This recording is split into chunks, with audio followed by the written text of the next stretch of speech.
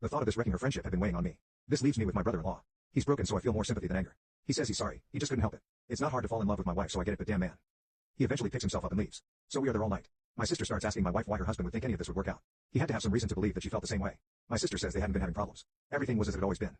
My wife is crying at this point and says there's nothing you haven't seen. She gives my sister her phone again and they read every text ever sent over the past 2 years. Nothing there. My wife was just herself. She has a playful personality and so does my brother-in-law, so they tease each other. She does the same to my mom and younger brother as well. The only thing she could think of was the moment in the kitchen this past weekend he referenced. They both went for the fridge at the same time and they playfully jostled for who would get there first. He lets her win, but he reaches around her waist to get a beer slowly and she did feel the way that he did it was a little inappropriate. She says she should have called him on it but didn't want to make it a big thing. She feels maybe the fact that she didn't give him hope. My sister doesn't blame her, so at least that's good.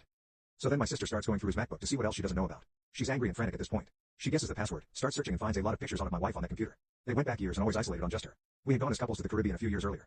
My wife wore a bikini. She usually doesn't, but since it was adults only she did. There were probably 50 of her in that bathing suit. So he's secretly been snapping these for years. Does this now enter restraining order territory? This has taken a creepy turn. I'll update when I have more.